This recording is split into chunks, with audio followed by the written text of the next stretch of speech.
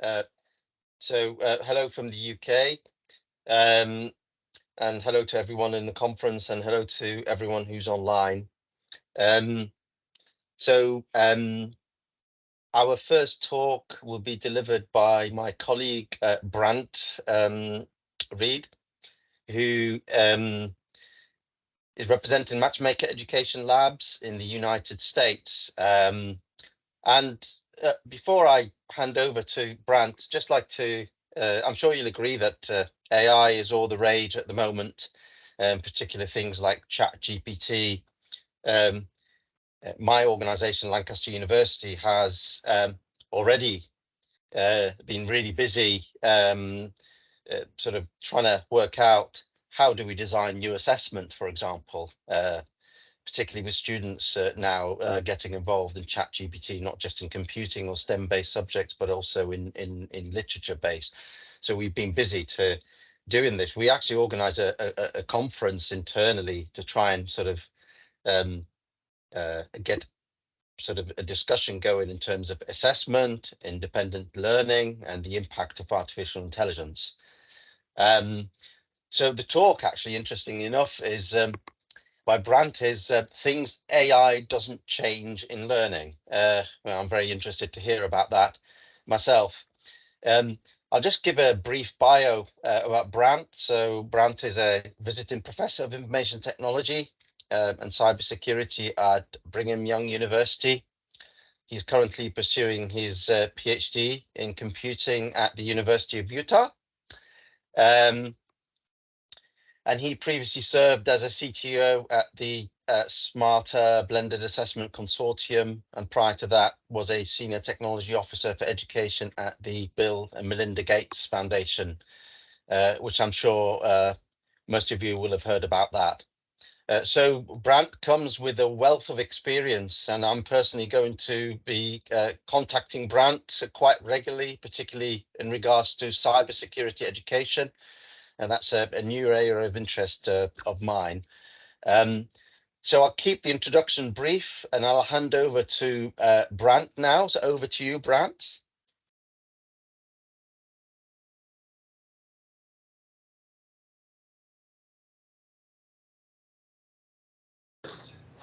Have to share the screen. Okay.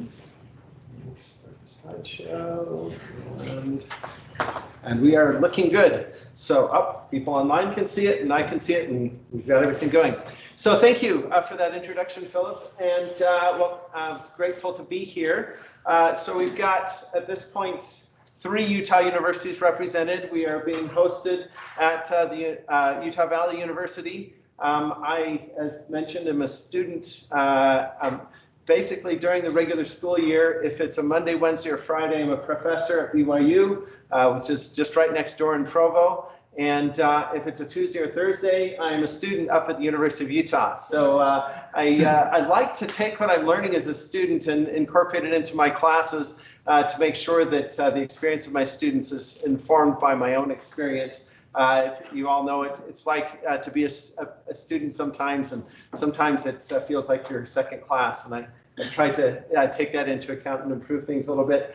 I'm also representing, as mentioned, I am involved in a startup called Matchmaker Education Technologies. I won't spend much time talking about that other than to say we are in the area of competency-based education, and specifically matching competencies from one domain to another, which turns out to be a very complicated problem.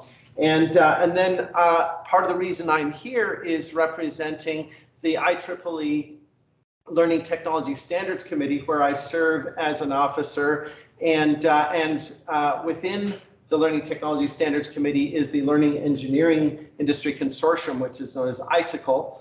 In fact, we've got our ICALT conference coming up in just a couple of weeks at Carnegie Mellon University, and this is a deliberate effort on the folks of LTSC and ICALT to, which are both more industry-focused parts of IEEE, to connect with the academically focused ICALT organization. So if you have questions about that and so on, I can elaborate a little bit. And as part of my obligation on all of this, I need to mention the learning engineering, and we'll be having that session on Thursday.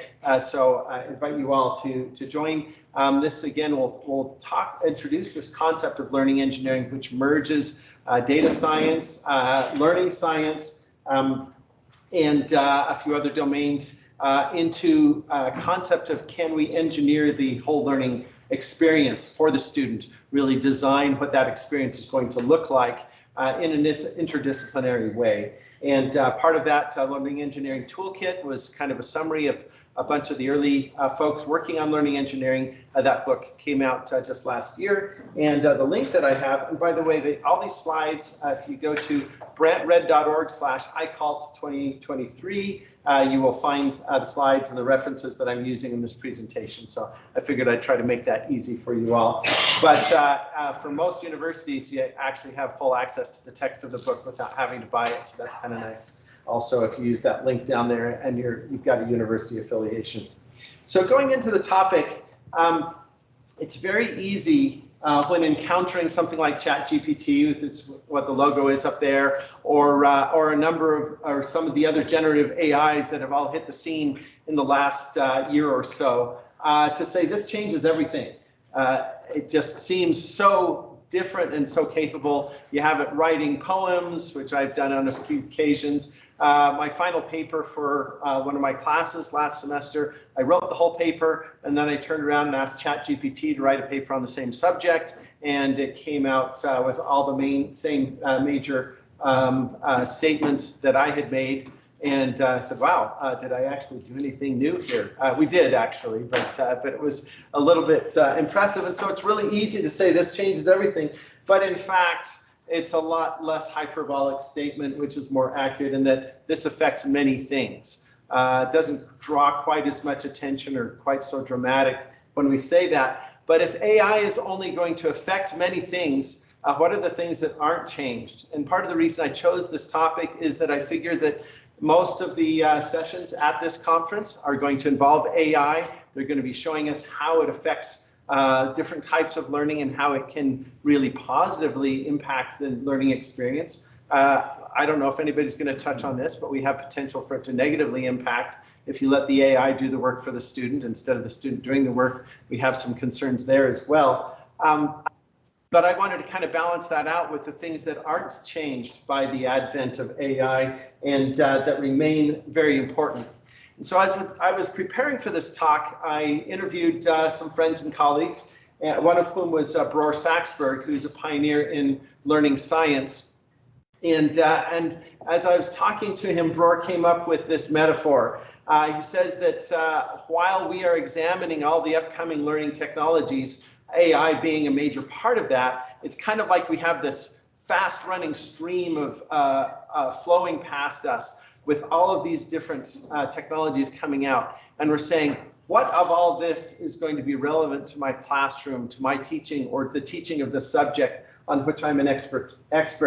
And he says, well, while standing on that bridge of what we know about learning science, we can then use that as the input. So he says we've got this rushing stream, and he has the metaphor of this fixed bridge of how people actually learn, because that doesn't change with the advent of all these things. Now, that said, we are still learning a lot about how people learn.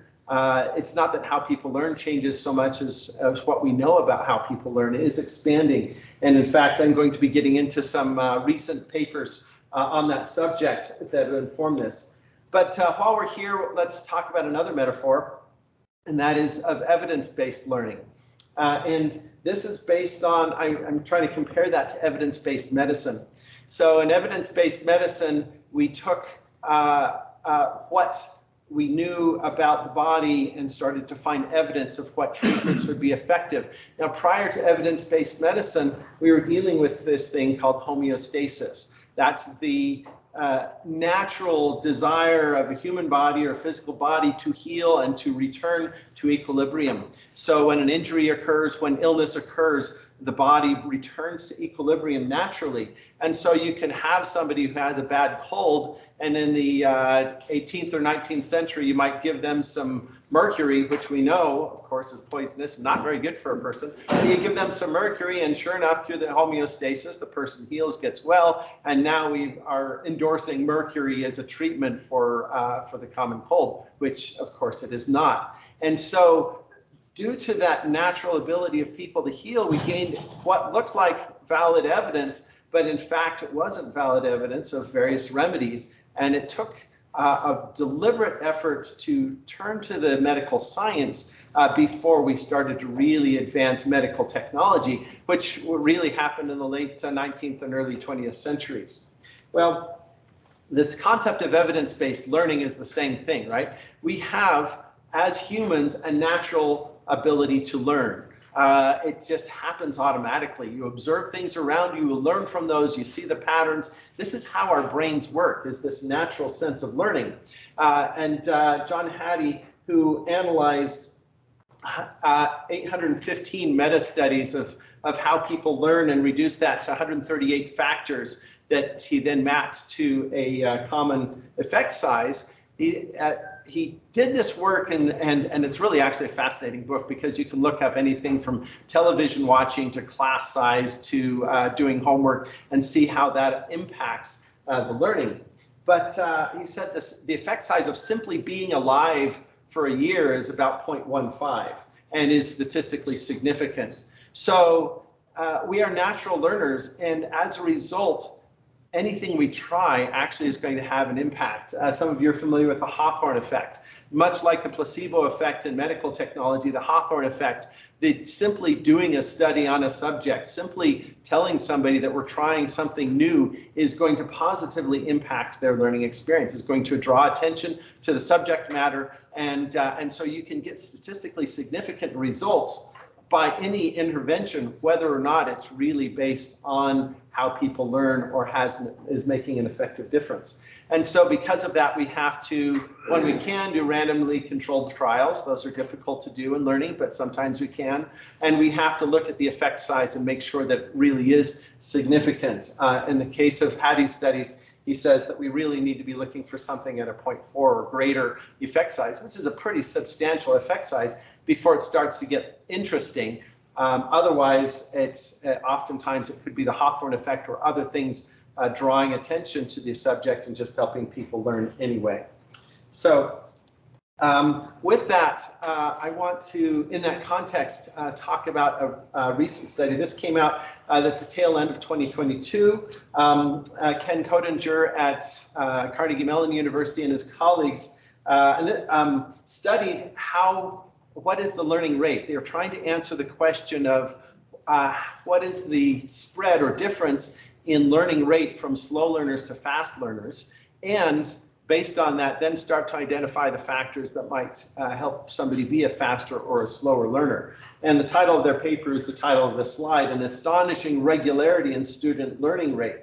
And this graphic on the right looks kind of like a scribble, but it actually is very meaningful. Each one of those lines represents one of the students in part of their study. It was a particular subject, English grammar in this particular case.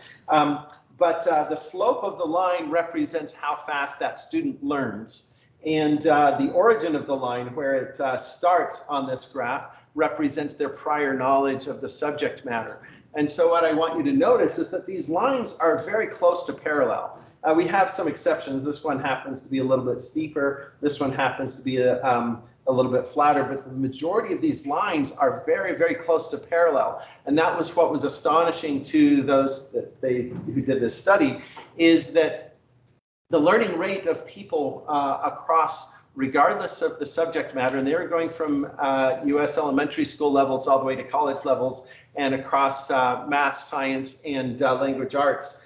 And across all of those, they found an astonishing regularity or consistency in how fast people learn.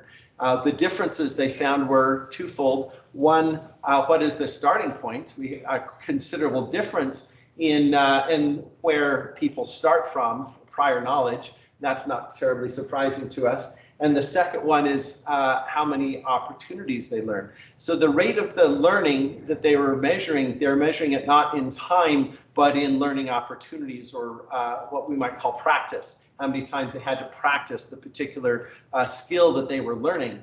And so what we have in variance of learning is people who don't have sufficient opportunities to practice, either because things interfere with that or because they're not interested in the subject, or on the other hand, people who started with considerable previous knowledge and then as a result started in a more advanced location.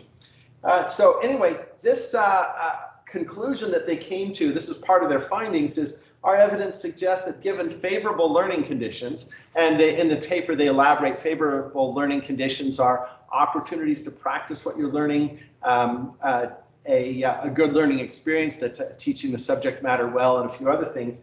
But and you can look at the paper for those details. But given favorable learning conditions for deliberate practice, and given the learner invests effort, so we've got a motivation factor here that they are eliminating from that. Indeed, anyone can learn anything they want. Now, this is a mantra that we like to believe, that anyone can learn anything they want, that it's not a natural affinity to calculus, but it would be more of a natural interest in calculus that distinguishes between those who do and don't learn advanced mathematics.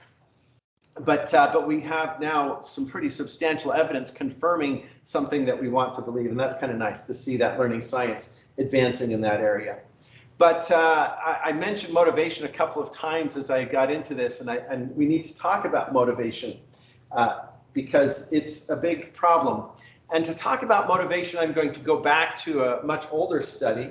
This is known as Dunker's candle problem, and it was devised in the 1930s by Carl Dunker, who was a psychologist, and he wanted to measure how quickly people could solve problems. And so he presented this problem. The person is introduced into a room. They're given what you see on the table there, a box of tacks, a candle, and a book of matches. Now, we don't use matchbooks as much anymore, but they were pretty familiar to people at the time.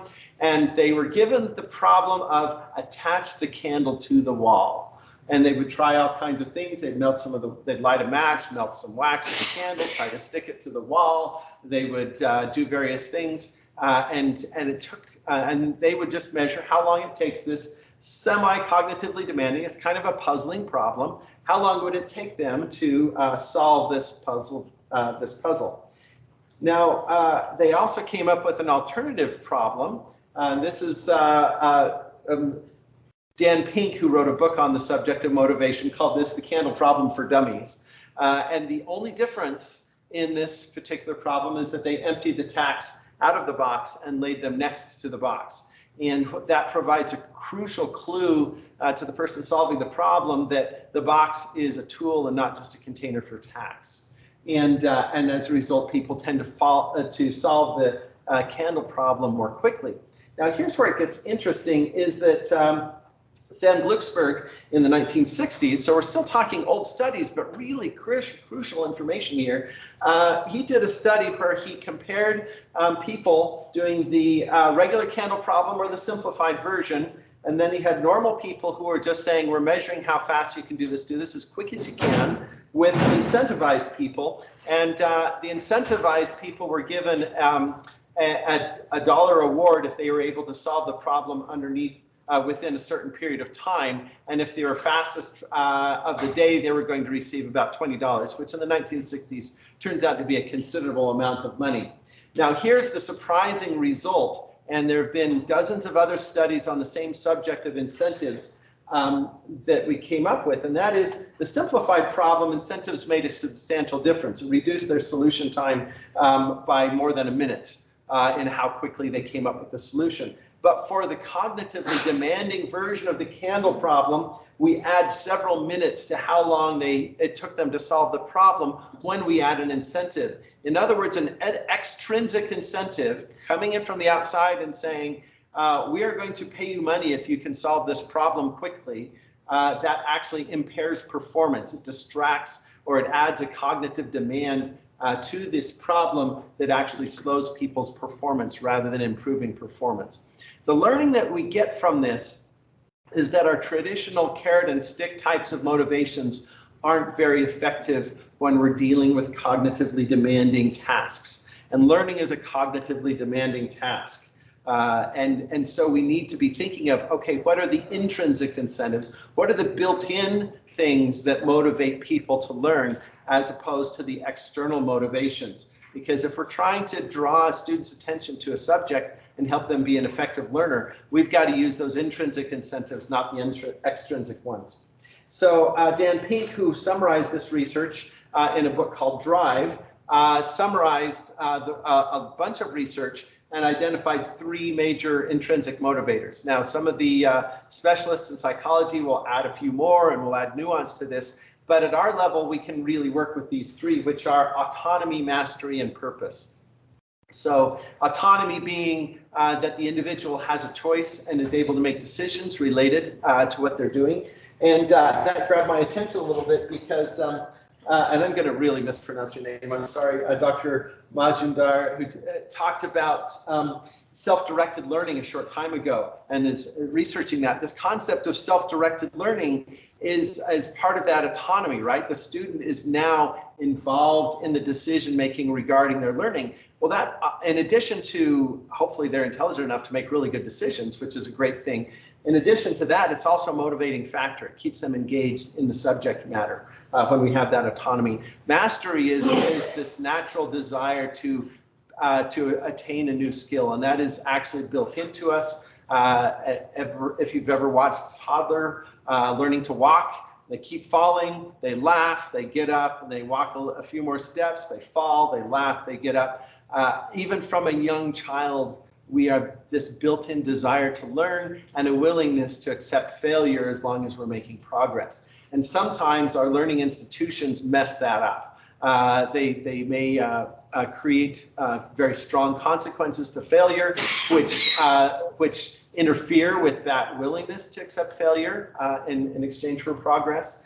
And also we can bring in extrinsic incentives and other things that interfere with that sense of reward that comes from mastery. So to the extent that we can make sure that the learning experience rewards mastery and also allows some failure and some messing up along the way towards that mastery, I think that we will make a big difference. The final thing is purpose. And I want to reflect a little bit back onto Codinger's study. When we looked at those statistics, and I'm trying to remember, I think I put them on the slide. Yeah, well, on here on the slide, the initial knowledge, in their initial practice, people tended to have a success rate of between 55 and 75% correct on the exercises. This is after they've been through the exposition, through the meaning the lecture or the readings or some combination thereof, maybe watching some videos. Your initial practice success rate tends to be relatively low.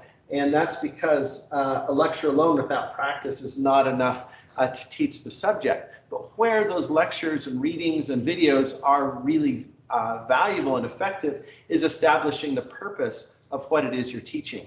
What is the value of this particular subject matter and how does it fit into the overall body of the work, whether it's computer science or cybersecurity or physics or whatever, understanding where that particular nugget of information and this particular skill that you're about to learn, where does that fit in and what is the purpose and value of that?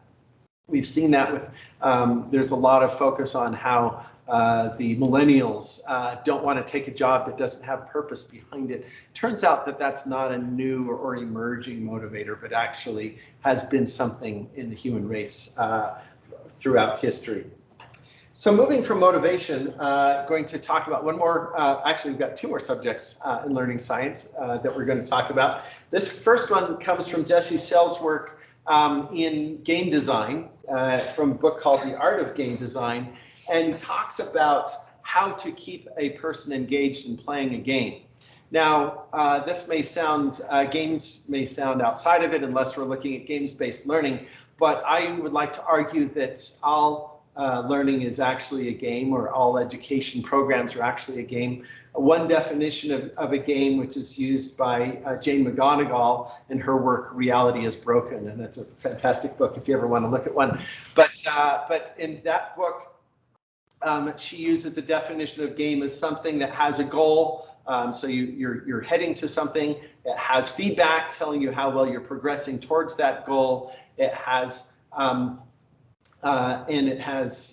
voluntary participation in that goal. Well, if you take those, or in playing that game, if you take that definition, then sure enough, university education or any kind of scholastic learning is some form of a game because it has a goal. I left out rules. Goal, rules, voluntary participation, and feedback are the elements that make up a game. So, this concepts and what we learn from game design can actually be applied to the learning experience in here.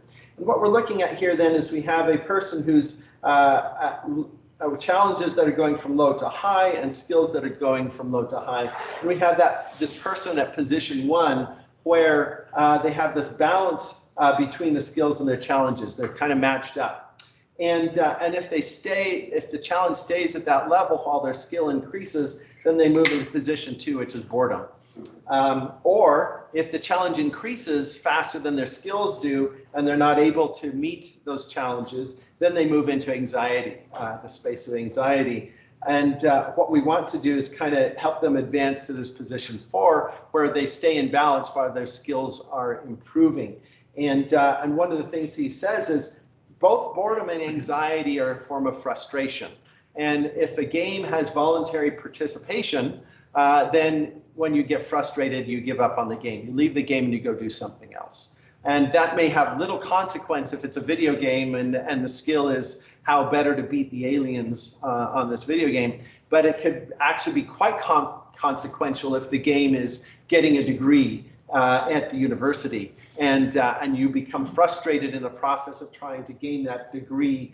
And as a result, you give up on the game. That can be pretty consequential. And so our desire then is to keep them in there. And you can see this concept of flow, which I think you've probably all heard of the flow channel, which is down the middle of this, in being in that flow state. Well, so ideally a game, whatever kind of a game it is, kind of takes this zigzag course and keeps you within that flow channel space. And if this all looks really familiar, that's because for those of you who studied learning science, the flow channel is really equivalent to the zone of proximal development.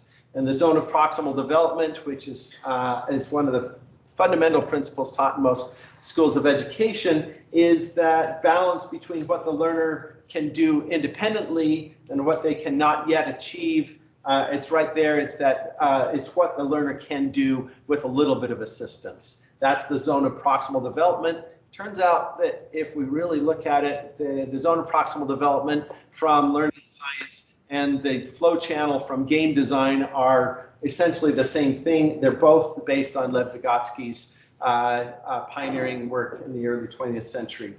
And then if you can pronounce, I understand you pronounce Mahali's last name Csikszentmihalyi, who identified this concept of flow in there. So that becomes, as we start to talk about adaptive learning systems that we might have, that becomes our goal then is to keep that student in that zone as much as possible. And it also identifies one of the major problems with conventional learning, especially if you're really focused on test preparation, when the teacher just keeps repeating the same information over and over and over again to make sure that the students who are most behind, if we can call it that, or the slowest learners, although we just learned not too long ago that we don't have slower learners, we just have learners that have less prior experience. But if they're trying to get all those students over that threshold, then we have half the students in the class or more who are past their zone of proximal development and are sitting there in the boredom space. And if we advance too fast, we have a good chunk of our students who are in that anxiety space, who didn't ever feel like they got a chance to master this experience. Thus really motivating us to create more adaptive or personalized learning experiences through whatever technologies we have. One more concept I want to talk about in learning science before we finish up, and that is feedback loops. And this actually comes from chapter 4 of the Learning Engineering Toolkit, which I contributed to. But we're going to start with control theory. This is taught principally in mechanical engineering, in the discipline of mechanical engineering. Sometimes you see it in electrical engineering and so on. But in control theory, we have a control system has a reference. This is our desired result. We have a system that produces that result, and we have an input to that system as we're going through there. And one good example would be the cruise control on your car that's trying to maintain your car at a particular speed. So our reference is we want to drive the car at 60 kilometers per hour, and the system is the engine and drivetrain and wheels and everything that go into that car, and our output is actually how fast we're going. Now, if we leave off this upper feedback loop, just look at the bottom of that, we're looking at a open loop control system. And without knowing what the external environment is, this car is going to slow down as it climbs a hill, it's going to speed up as it goes down the hill, and so on. So what we want to do then in this particular thing is we want to close that loop. So we put a sensor on the output to tell us what are we sensing, and we then feed that back in. And what we need is negative feedback. This controller is going to subtract the feedback from the reference and find the difference and use that to create the input. So if we subtract the feedback from the reference, we're going 40 kilometers per hour and we want to be going 60, the difference is going to be 20, and that means we're going to give a positive input, meaning let's go faster. And likewise, if we're going 80 kilometers, we want to be going 60. We subtract, we get negative 20. That gives us a negative input. The system slows down, and we have that corrective action. Two things we learned from this as we look at the mathematics of a feedback system is that negative feedback is also known as corrective feedback. It means that it gets us back to the reference we want. If you give positive feedback, you amplify the error and things go wildly out of control. And there are actually some interesting examples, including videos of rockets flying out of control and crashing because they wired the control system backwards, and you got positive instead of negative feedback. Likewise, a closed loop is better than an open loop. So we have some kind of perverse vocabulary. We tend to think of negative feedback and closed systems as being bad. But in fact, when you're looking at control theory, closed loop is good, negative feedback is correct. And if we want to change that, we'll call it corrective feedback. And let's use a little bit milder terminology, but the principle remains the same. So within that, adding one more factor, and that is the transfer function. What you do then is you say, okay, how does the system respond to the input? In the case of a car cruise control, the throttle on the engine is also known as the accelerator pedal. It adds energy, or it speeds you up, right? So it doesn't control the exact speed, it controls how much power is being input into your velocity. That means then that the transfer function is an integral. It's the accumulation of how much acceleration we've had up till this point minus the friction, right? And so you take that transfer function, that mathematical transfer function, and you reverse it, and that tells us how much energy we want to put into the system. Hopefully by now you're already anticipating what I'm going to do, and that is take this whole thing and map it into an education space, right? Take all this control theory that comes out of education, or out of engineering, and put it into education. What we have now then is an instructional system. And that instructional system takes two inputs. It takes the feedback, what we know about what this student's skill set is, and the standards, or the goals, what we're trying to teach that student. Those standards could be state or country standards for learning, which is often in the elementary or primary and secondary education, or they could be the learning objectives of your college level course, or they could be the professional standards required to receive a licensure. But these are the things that we're trying to teach, and we're going to compare those with the feedback of what the student knows, and we're going to generate some input into that and offer that to the student. That input in the form of learning experiences. We're going to prescribe some learning experience, whether these are exercises or expository learning or those kinds of things. And then we're going to assess their learning. We're going to use a test or an exam or a quiz. We're going to measure their learning and feed that back to the student. Well, same things we learned then from engineering is that feedback needs to be corrective, right?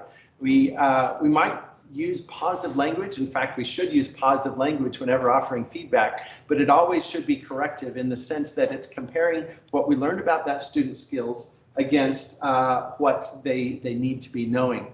And the feedback, I cannot emphasize enough how important feedback to the student and to the teacher is. Some of you have encountered the Dunning-Kruger effect, where the people who know the least about a subject have the greatest confidence in that, and people who know a lot about it also have confidence, but in the middle, your confidence wanes a little bit on the Dunning-Kruger effect. If you're not familiar with it, go take a look at it, because it's kind of a perverse, but good in a perverse sense of assessment of how we know. But the point of the Dunning-Kruger effect and the applicability here is that people's underestimate of how well they know something is usually wrong. And in fact, they've also done studies and they found that the teacher's estimate of student skill is also frequently wrong. And without a quality assessment, without feedback from a real assessment, we don't know how good we are at any particular subject. And so we need this quality assessments going into that. That actually happens to be my area of research, which I'm not promoting very much in this presentation, but assessment and quality assessment is my area of research that I've been working on. So some other things then. Okay, so we want to close that loop. That feedback is really essential. Also, what we learned from engineering control theory is that I talked about that transfer function. Well, that transfer function in education is our learning theory, or our theory of teaching, what we're going to apply. One of the things that engineering tells us is that fast and frequent feedback compensates for a poor transfer function. And we can't ever model the system perfectly with that transfer function. Well, we can compensate for that by giving them feedback more frequently and more rapidly. And so if you can give instant feedback right after they've done an assessment, immediately tell them how well they did, that's when the student is more interested. You wait a couple weeks to give a final exam result, nobody's going to care. They're off on vacation and they're not even going to look at that. But if you can give them immediate feedback, then they can take that into account and overcome some of their misconceptions and those kinds of things. Another thing we learn is from that is that rich feedback is more valuable. Rich feedback meaning, because if our control system, our cruise control is either too fast or too slow, then you're always hard on the accelerator, hard on the brakes, and your car is going to go really jerky. But if you say you are 2% too fast, then it's okay, I'm going to slow down mildly. If you're 5% too fast, I'm going to slow down a little bit more quickly. If I'm 80% too fast, I'm going to slam on the brakes. If rich feedback, detailed feedback, is much more effective than binary feedback, or just right or wrong. And so so that's another thing. Finally, there's what we learned from control theory is too much feedback can also be a problem. You end up with things going into oscillation and so on. And so you need a little bit of dampening on that. And where that applies to education is that there's a cognitive demand of getting feedback a little bit too quickly. Sometimes you want to let the person puzzle out the problem a little bit longer instead of intervening too quickly, or giving them a little bit of space between each exercise before you give that feedback. So I'm going to wrap this up with a few thoughts. First off is there's real intelligence sitting in front of the screen. We can apply all kinds of AI to our learning system, and we're going to have all this artificial intelligence sitting behind the screen. But in the learning case, there's always a real intelligence sitting in front of that screen. And if we inform that real intelligence, getting back to the self-directed learning situation, if we can inform that real intelligence, they'll make usually as good decisions or better decisions than the AI will. Because real intelligence is pretty amazing stuff. Let's not discount that while all the hype goes to AI right now. So informing that real intelligence, giving them the autonomy to make decisions is going to make a real impact. In that context, then, to summarize, John Hattie taught us that effect size needs to be greater than 0.4 before things get interesting. Effect sizes lower than that can be the Hawthorne effect, can be a lot of other things impacting just simply encouraging people to learn and applying their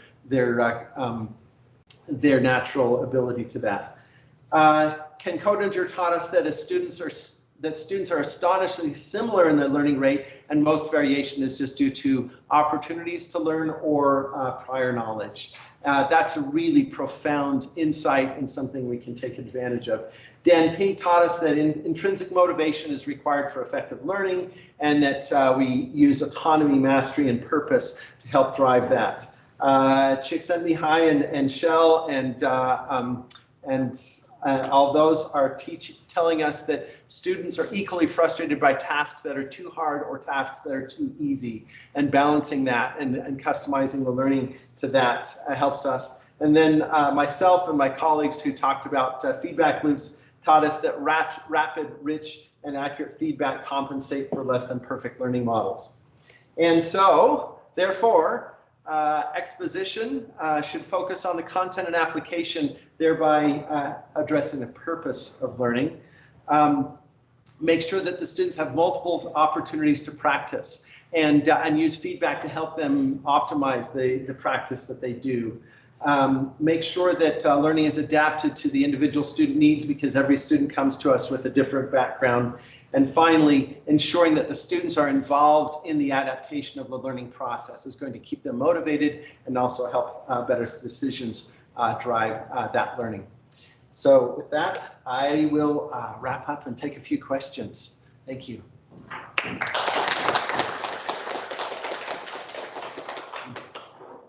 So in terms of the clock, I understand we're about 5 minutes over, but if we can take a few minutes for questions.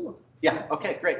Questions, thoughts, or contributions for that matter, and I'll take them both from online and people here in the room.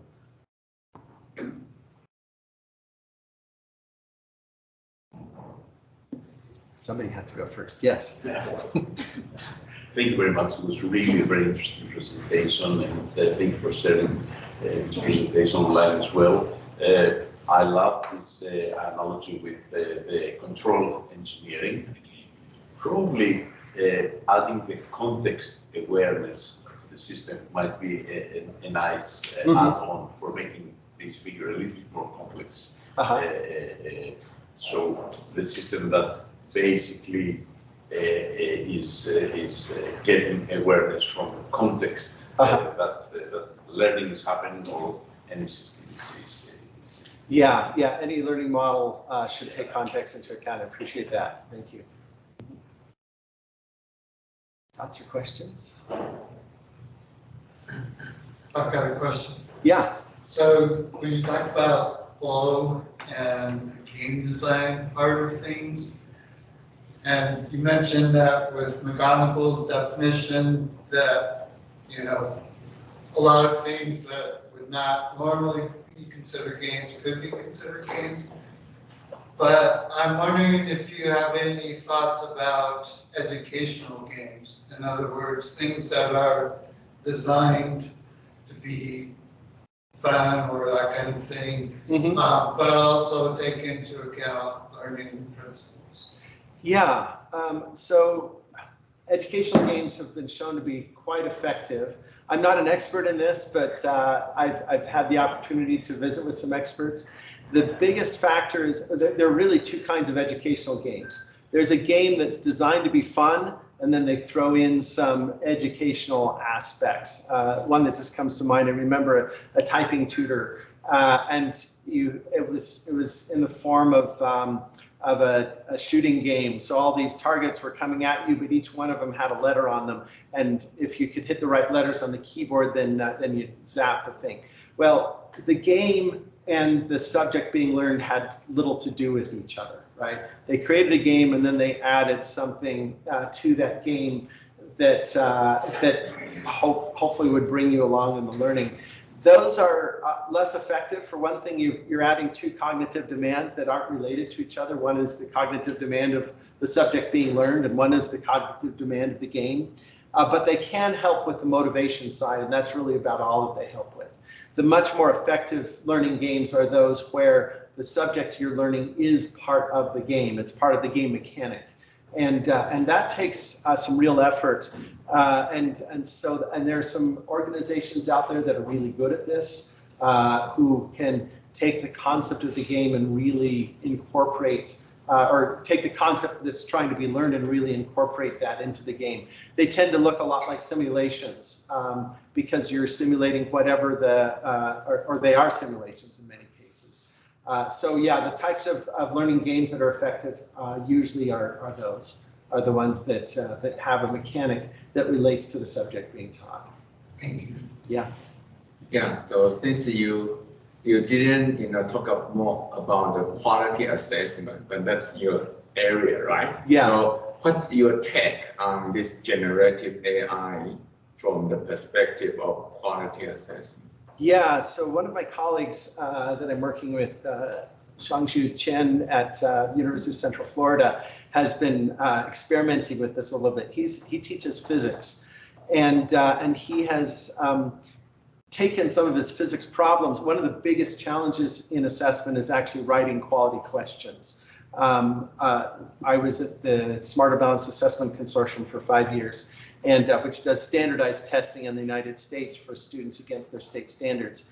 One question on our exam would cost us $10,000 by the time it was written, measured, calibrated, and made accessible to students with disabilities. And so they're expensive. We think, oh yeah, I'm just going to write a quick multiple choice question. Boom, I got that done in 5 minutes. This didn't cost me very much, but really good quality assessments cost a lot. So people are using generative AI to try and create good quality problems, or take a template of a problem and create them. Chen's results there were quite mixed. He would take physics problems, he'd take 3 or 4 physics problems, feed them to ChatGPT and say, create a question like these. And he found that more often than not, the questions were flawed, in large part because ChatGPT does not have a good mathematics engine in it. It's got a good language engine, but not a good math engine. And so in fact, he used this as somewhat of a humorous experiment. He would take the things that ChatGPT created and send them out to the class and ask the students to find the flaws in the problem. So that's a good learning experience, but not what he was looking for in the first place. But in fact, finding the flaws in that, it turned out to be a fairly good, not necessarily assessment, but learning. In terms of assessment, the ways that we're working to reduce the cost of assessment, because that's the focus that I'm kind of working on, is let's get the cost of assessment down, of really high quality assessments down, so that if a student needs to retake an exam, ideally I'd go to a system and say, generate a new exam on this subject with questions that the student hasn't seen before, and it can do that. The way we're working towards that right now is by having shared question banks that can be used across institutions, so that we're sharing that cost of creating the good quality questions. I think there's a lot of promise in AI. For example, in language arts, I have another colleague who's using things like ChatGPT to create writing prompts. So you take a subject that the student has, and you can say, create a prompt asking the student to write about rockets with 2 contrasting points of view, and that's working fairly well. And I think that we have some real promise in creating templated questions and then letting AI fill in the blanks in those templates that will work. So I think there's tremendous promise, but there's a ways to go. I know that there are some sessions in this conference that talk about assessment work and have AI in there. So I expect actually to learn more before I'm done with this conference. Brent, maybe you can bring the feedback and see if there's any question from online. Yeah, let's take a look. Let's see, I've got, where's the chat? Here we go. Yeah, chat, okay. So far, no questions in the chat, but if anybody online has a question, please, you can either put it in the chat or just speak up, either one. Yeah, question. Hi. Oh. You talk about writing quality questions, right? So if we apply that into AI with ChatGPT, so the key idea would be like providing quality prompt for ChatGPT to generate the feedback, right? Yeah. So when we tie that up to feedback, in a way, ChatGPT provides you the feedback. Yes. So when the students who are not familiar with the context, and then we are using that, we're encouraging students to use that for educational purposes. How can we make sure that students learn something very, let's say, it's true, or is it, how can it be very knowledgeable in terms of receiving the feedback from? Yeah, making sure that, I think that gets at the root of the problem with the generative AIs right now, which is that they, sometimes they call them hallucinations. They can be confidently wrong at some times. And so I'll unwind this just a little bit though. One of the keys is, in addition to writing good quality questions, is scoring those questions well and providing high quality feedback. And that is definitely another area where we'd like to apply AI, is in scoring these questions and giving them feedback. So in the area of language, if you can score somebody's writing and not just say this was good or bad writing, turns out that we have AI that can predict, like if you have a standardized assessment and students are being scored on essay questions, we can predict, we have through machine learning, we can train learning models that will match human scoring of essays extremely well if they're saying a score from 1 to 5 or something like that. It turns out the AIs are more consistent and work extremely well in that. It's controversial still, but they do a good job, and this has been around for, probably 8 or 9 years that we've been able to do that. What the AI doesn't do is give them quality feedback. They can give you a score from 1 to 5, but they can't say, well, your thesis does not agree with your conclusion, and we'd like to work or use better references for this. That kind of a feedback. So far, well, the machine learning models aren't even designed to do that sort of thing.